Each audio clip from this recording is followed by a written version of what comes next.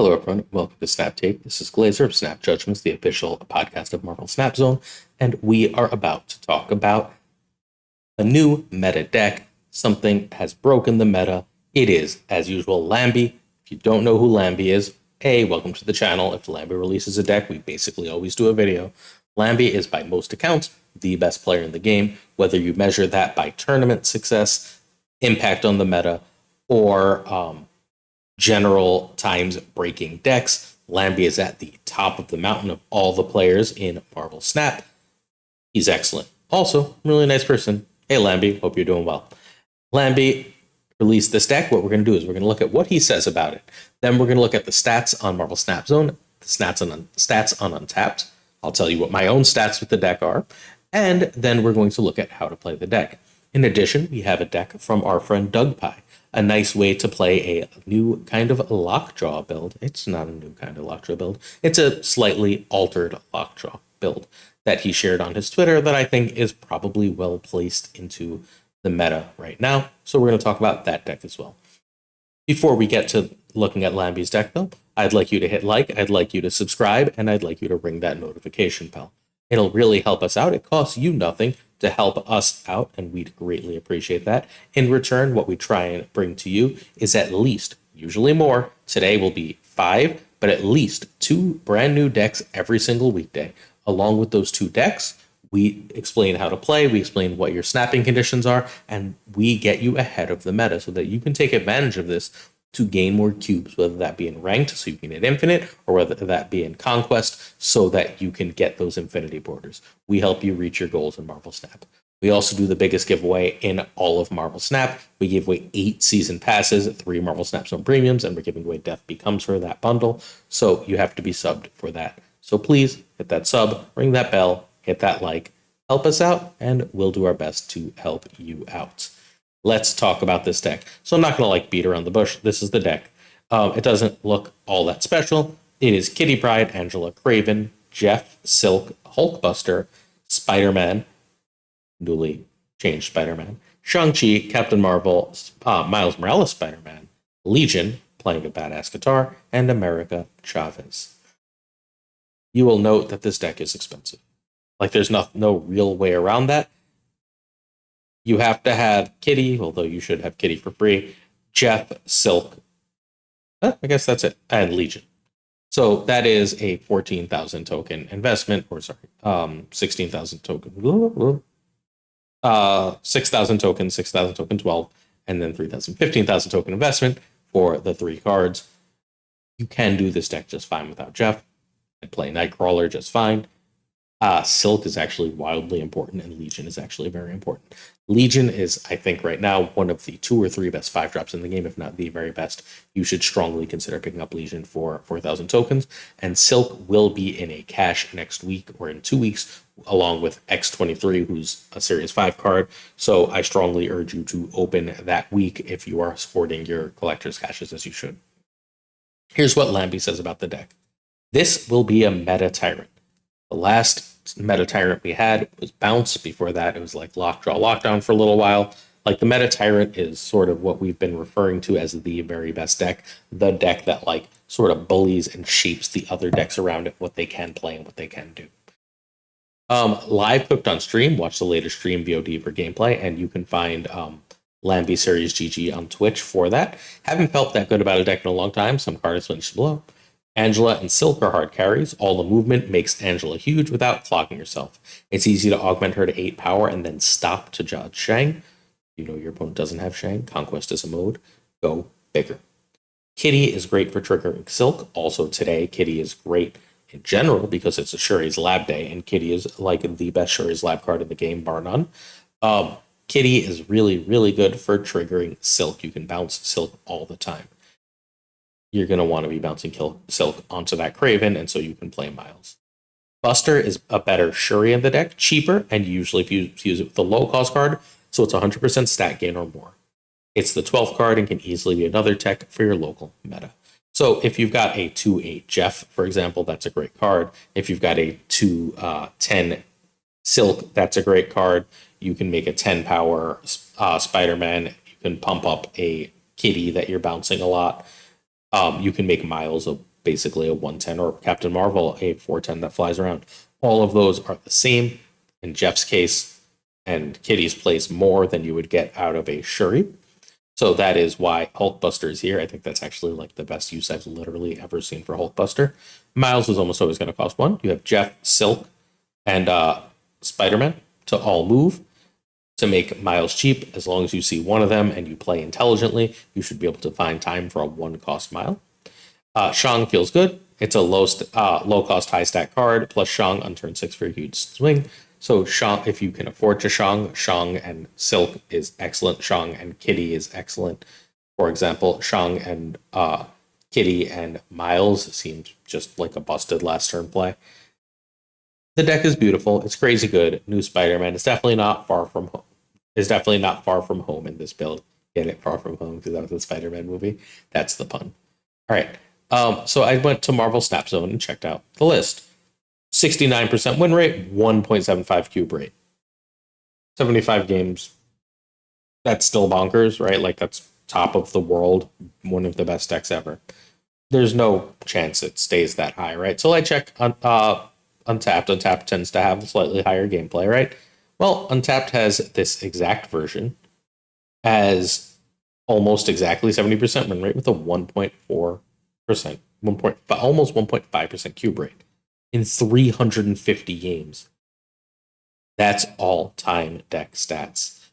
This version right here, by the way, I believe is a Revis deck that's doing super well right now, and we'll talk about that later in the week as well, because I want to test that more before I play it. So I played this deck for like 15 games earlier. I had a 72% win rate with a cube rate well over 1. I'm also trying not to snap on ladder right now because I'm going to hit infinite anyway, and I'm trying to prolong the experience. This is the best stats I've seen for a deck since the original Safety Blade running Nightcrawler in the second one spot Darkhawk Stature Black Bolt deck, the one that was pre-Nebula when no one knew what it was. When I first saw that deck before it was out, that was the last time I saw this kind of numbers for this kind of deck. So take that for what you will. Maybe once everyone knows what it was, that falls apart, but like this seems like a new meta thing, if not the new meta thing. This deck seems very real and very scary. Let's take a look at how to play it now.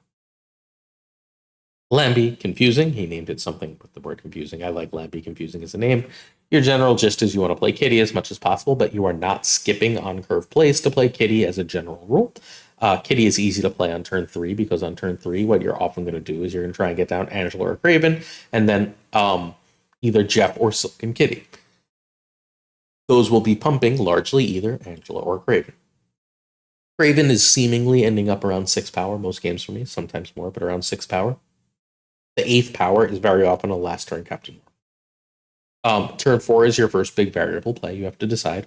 Hulkbuster is the same stats as both Spider-Man and Captain Marvel, right? It's just on one card instead of being separated into different cards. You have to decide if that's something you want or not. If you can play Hulkbuster with Kitty Pryde, that's often my deciding factor.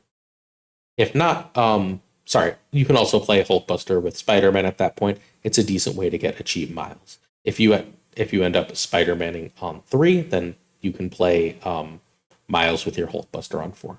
You get how this works. Turn 5 is a decision of usually Kitty and Captain Marvel for me, or Legion. If there's a location that Legion helps me use, I managed to win a location by making many, many squirrels because there's so much early power in this deck. Tossing squirrels everywhere is a great way to win games of Snap, so on and so forth with this deck. If not, you're dropping Kitty Pryde and Captain Marvel, right? And like all these middling power cards, maybe you have priority, maybe you don't, but a lot of people are playing something big on turn 5. And if they are playing something big on turn 5, well, on turn 6, you've got your Shang and Kitty play. And if you manage to get a move Shang, Kitty, and you haven't played them yet, Miles. And that should basically win the game.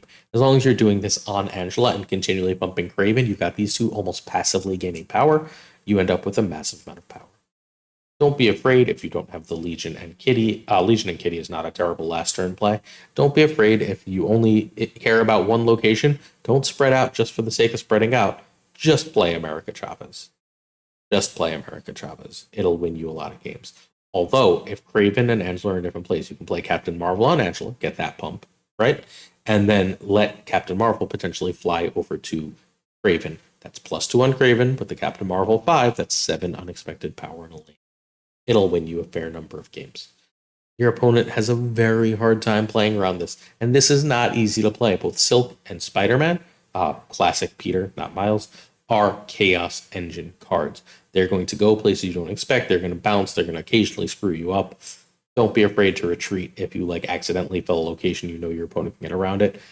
But this deck is really good if your opponent into like unplayable locations, because both Silk and Peter Parker are going to fly there.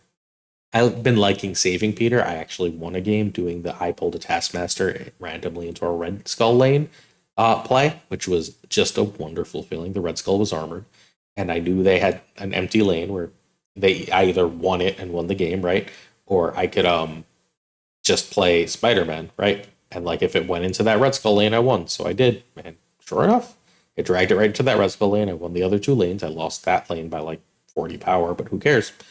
Game of winning 2 lanes. This deck is sick. You need to play it. Can't be clear. If you can play this, you need to play it. You can replace Jeff with Nightcrawler with very little loss. I don't think you can play this deck well without Silk. I think Silk is super duper important. If you don't have Legion, I do have a suggestion. Play Vision. Vision allows you that extra Craven move. It has the same stats as Legion. It's not going to get you the high rolls, but the consistency might actually be better for some number of players.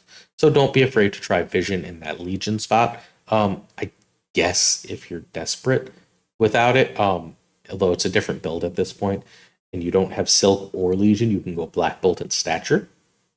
But then you need to figure out a way to add another move card. And I don't know where that would be really, because you want to make sure you can get Miles out. So like you're struggling without Silk. Silk is like the key component to this deck.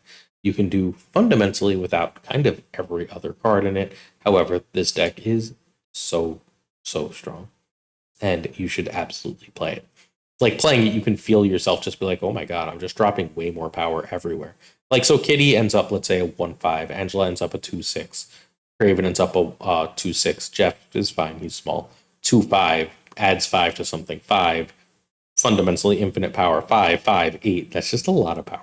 Everything in this deck is a lot of power. And I hear you saying, but why isn't this just Cerebro 5? We're getting close. Cerebro 5 will be here sooner or later. If we have one non-Titania 1-5, there. All right. Enough of this deck, even though I may be a little obsessed with it right now. Let's talk about our homie Dougpie. You need to go follow Dougpie on Twitch. He's super cool. He's a great person. And he's had the idea of just going, so like, what if I just go way over the top of you with a Lockjaw deck, a Lockjaw Evolutionary deck? It's running the only 2 cards Lockjaw Evolutionary cares about, Wasp and Hulk. Great. It was running, why is this the one card I never remember? 614. I can never think of the name. I don't know why. I can only play it in the left lane. For whatever reason, that is the one card in Marvel Snap. If you watch these videos, I constantly forget the name of. I want to say Abomination. It's Giganto. There we go. I have to go through Abomination, Giganto. I don't know why. I guess they're both big and green and not Hulk. But Giganto, he runs over Magneto. But I don't know if you've been playing for the past couple days. But Spider-Man is all over the freaking place. And if you're not playing Spider-Man, you're playing Darkhawk. So like Magneto is meta AF right now. Like you need, if you can play Magneto in a deck, like now's the time. This deck's job is to go way over the top of Surfer and Darkhawk. Darkhawk can Shang a lane. You've got Thor and Jane in a lane to go over that. You've got Dracula, who does not care. You've got Thor, who gets big on the last turn, right? And then like if they're just gonna save and get rid of that Lockjaw lane, good luck competing in the others. And then you've got like Magneto to pull and fill up that Lockjaw lane so that they can't chunk you there, and you can just put 1,000,000 power there. And if they're like, all right, well, let's storm a lane so you can't do things, Legion handles that nonsense. And if Legion pops out, you're basically always lockjawing in a lane that's good, right? That's like a clear lane for you to do stuff in. So when Legion pops out, now every lane is clear for your big stuff. It's beautiful. This deck is really cool. I did not think Legion was going to work in it, but it does. In my traditional version of the build, Legion has been Spider-Ham. I don't like Spider-Ham as much because I don't like I can't play Lockjaw and Spider-Ham on 3. I think it's really important in this type of build to be able to, on 4. On 4, be able to go like Thor, and then on 4, go Lockjaw with a 1-drop. Spider-Ham's not a 1-drop anymore, so it's not as good in that situation. At that point, you're basically just playing a Jubilee, which is worse, right? This deck is awesome. It's really, really cool. It puts a lot of power on the board. It's got clear linear win conditions. You can just play it with Spider-Ham. You can just play it with Vision instead of Legion if you don't have Legion. You can play it without Evolutionary, but I think it's significantly worse deck because Hulk adds an extra high roll along with Infinite for that Dracula. But this deck isn't significantly worse than it was into the meta. Like, it's a worse deck, right? But it's not significantly worse than it was into the meta. And if you have high Evolutionary, this is a deck you should be looking at right now. All right, that's this morning's Snap Take. I promised you yesterday a Silver Surfer Infinite deck. I've still got that. But that Lamby deck, like, demanded. It, like, knocked on my door. It's like, you do video on this. So I did. Silver Surfer deck will be coming this afternoon, something like 3 or 4 p.m. Eastern. Make sure you check it out. We will talk soon. Thank you so much for watching. Peace, everybody. See you later.